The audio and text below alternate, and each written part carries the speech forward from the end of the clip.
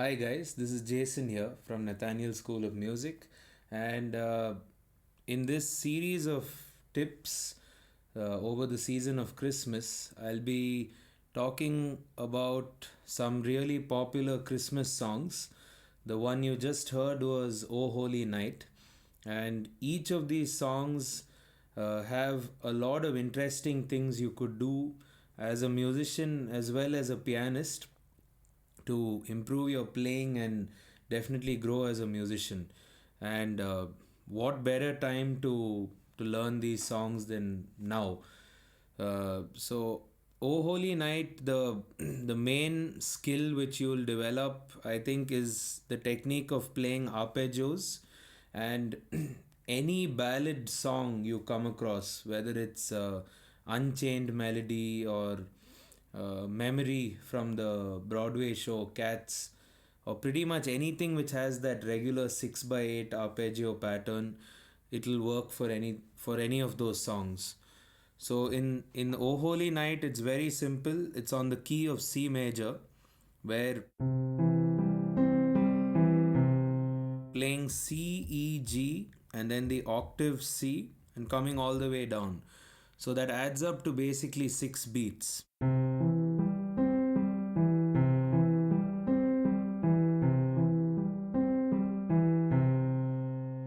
Right? And what I do to make the arpeggio a lot more fuller is to keep my root note sustained. So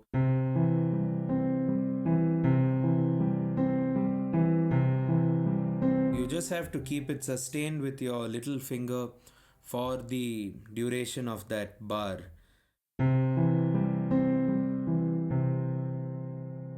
And in the melody, well, you could use your right hand to play the melody and shift the chords accordingly.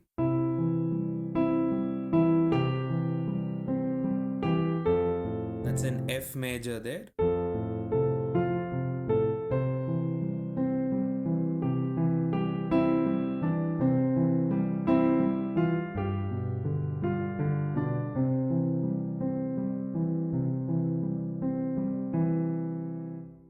So that's one technique for all of you who are just getting started on the piano and are looking to explore different styles of music. Ballads are a good place to start, and most of them follow this 6/8 kind of flow. Another thing which I did with the melody in the second verse of the song was to add a few ornamentations to the tune. So I did stuff like this. So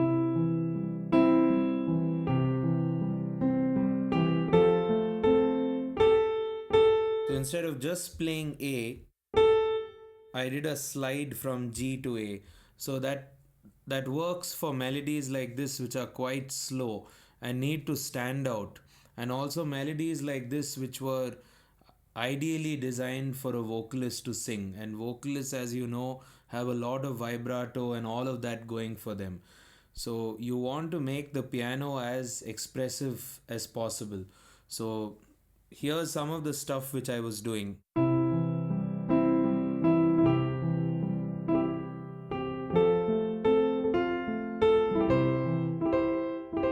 So I just played the entire chord there as a quick arpeggio.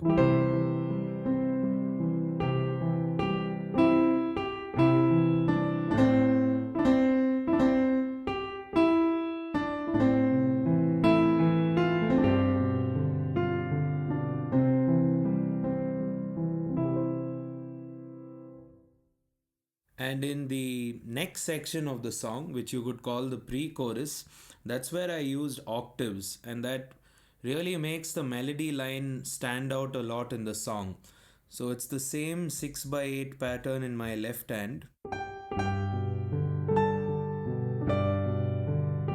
The melody played as octaves. So your melody, I'm not playing the octave together.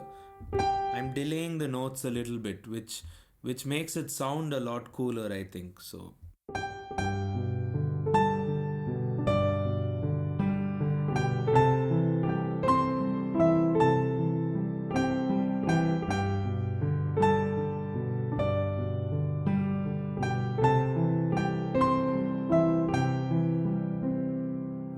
also need to keep in mind that your sustain pedal needs to be pressed regularly during the flow of this, because you lose out on the legato if you were to not use the pedal.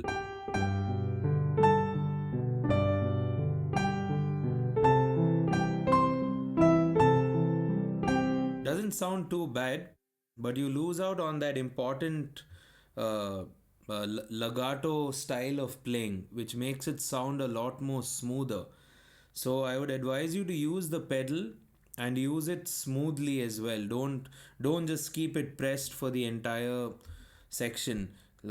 Press it and lift it. A quick way to effectively use the pedal is to lift it before you play the next chord. So then the previous chord is not sustained, and you may get a lot of dissonances from the previous chord to the next chord. So keep that in mind. And finally, at the chorus section of the song is where I introduced two kinds of arpeggios. I played the same arpeggio pattern in my left hand as I told you in the beginning of the tutorial. And in my right hand, basically what I'm thinking of doing is two things. First of all, to make a doubling of this arpeggio. So this is played at a certain speed, and my right hand is playing it at double of that speed, or 4 times that speed, or 6 times that speed. That's one thing which I'm keeping in mind. The other thing I'm keeping in mind is to play the melody, of course, which is the point of the song.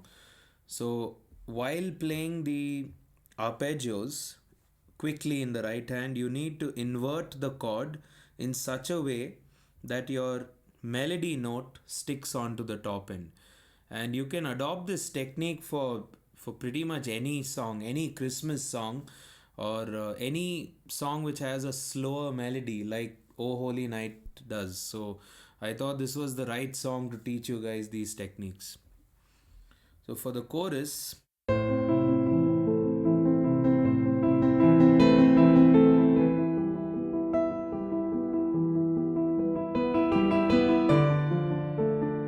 so what I'm doing is I'm playing.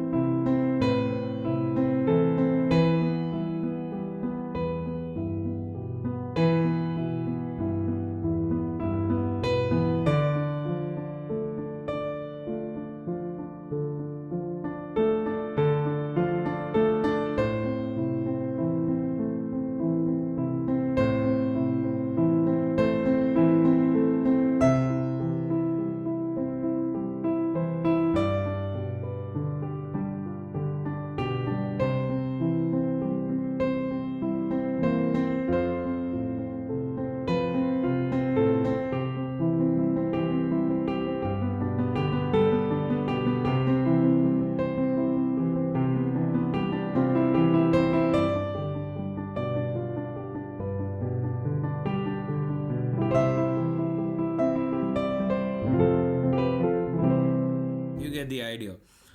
The other thing I did was to play the arpeggios a lot faster here, and nice. In fact, it sounds a bit messy if you just keep it in this zone. So it's a cool technique to play the arpeggio all over the keyboard, uh, as well as trying to get the melody out. So that's what I did at the chorus of the song.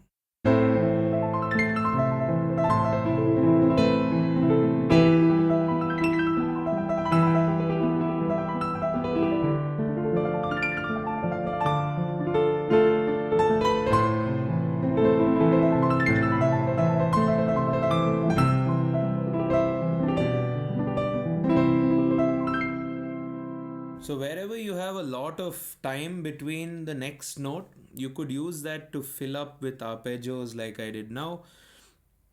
If you're not sure of playing arpeggios yet with one hand, you could try playing them in two hands. That'll be a bit easier. So I hope there's something in this video for all sorts of players. Maybe you could take something out of the more advanced lesson which I told you in the chorus, or maybe your existing melodies could sound a lot more fuller and with a lot more character and ornamentation with the different techniques I showed you, which included octaves and passing notes. And finally, as a beginner, uh, from where I started, you had the 6 by 8 arpeggio pattern, which is a very, very common and useful technique for any piano player to uh, to be exposed to. Sure. Hope you found that tutorial useful. Stay tuned for more Christmas tips coming your way. Till then, subscribe. Thanks.